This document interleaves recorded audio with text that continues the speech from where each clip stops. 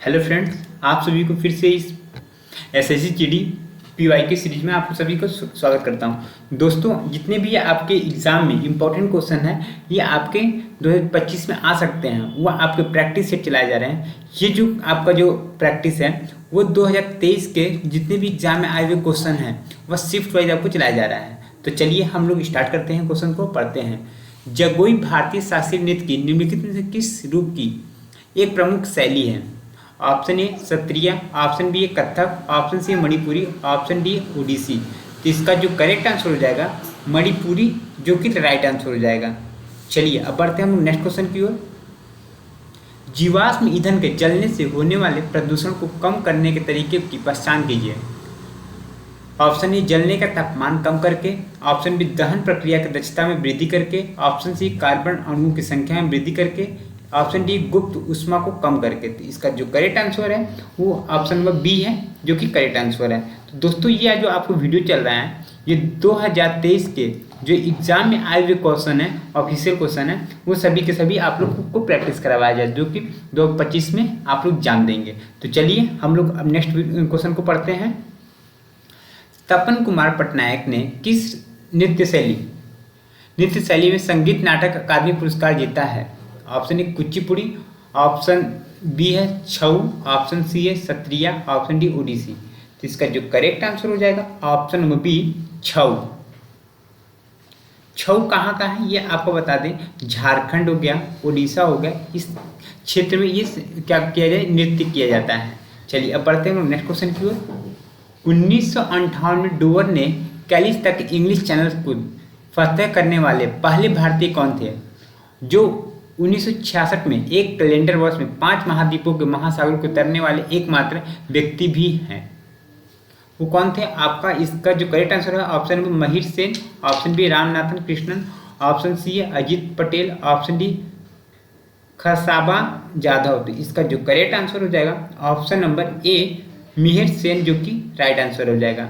दोस्तों, ये आपको बता दें जो मिहिर सेन जी हैं वो अपने भारत के पहले एक ऐसे व्यक्ति थे जिन्होंने 5 महाद्वीपों को, महासागरों को तैरने वाला एकमात्र व्यक्ति थे।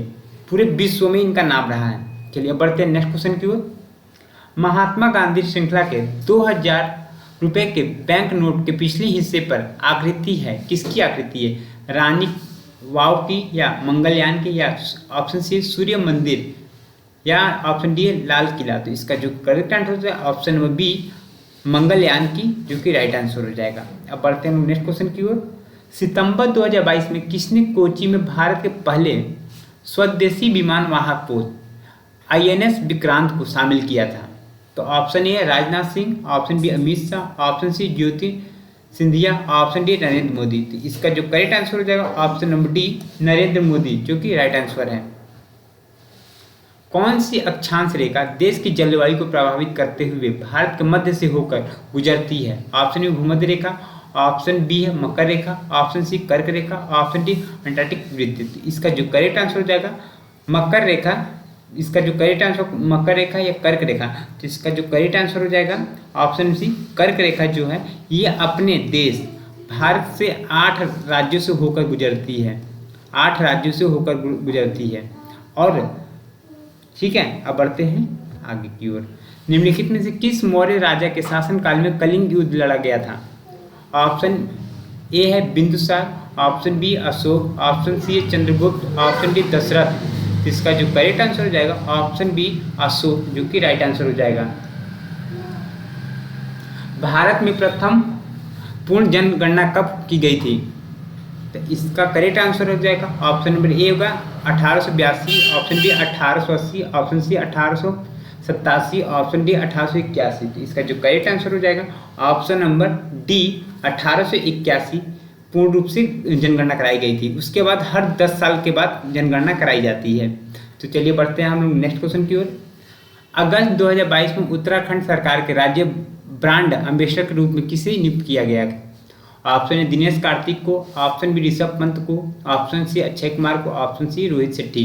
तो ऋषभ पंत को क्या किया गया था? ब्रांड एम्बेसडर के रूप में चुना गया था उत्तराखंड सरकार ने। चलिए अब बात आई उत्तराखंड की, तो उत्तराखंड आपको बता दें कि हिंदुओं के लिए प्रमुख तीर्थ कर रहा है और उसके बाद आप ये भी जान लीजिए कि उत्तराखंड का स्थापना हुआ था सन 2000 में, इसका स्थापना हुआ था। तो इतना बात को आपको जरूर से जरूर ध्यान रखा करिए। भारत के राष्ट्रपति का चुनाव डैश द्वारा किया जाता है।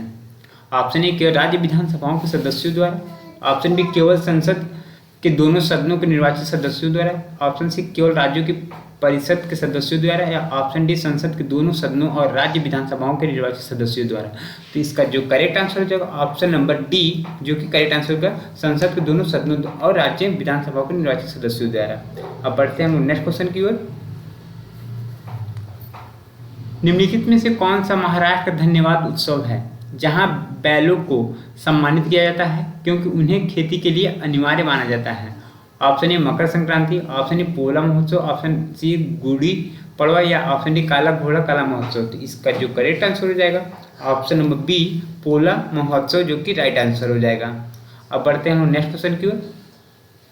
भारतीय संविधान के मूल 8 में डैश अनुच्छेद शामिल थे? तो option A 376, option B 395, option C 386, option D 440। तो इसका जो करेक्ट आंसर हो जाएगा ऑप्शन में बी, जो कि करेक्ट आंसर हो जाएगा 395, जो कि राइट आंसर है। अब बढ़ते हैं हम नेक्स्ट क्वेश्चन की ओर। निम्नलिखित में से कौन सा 7वीं पंचवर्षीय योजना का एक मुख्य उद्देश्य था? ऑप्शन ए है अवसंरचना में वृद्धि, ऑप्शन बी खनन के उत्पादन में वृद्धि, या ऑप्शन सी गरीबी उन्मूलन, ऑप्शन डी जीवन स्तर में सुधार करना। तो इसका करेक्ट आंसर हो जाएगा ऑप्शन नंबर बी खनन के उत्पादन में वृद्धि। अब बढ़ते हैं नेक्स्ट क्वेश्चन की ओर।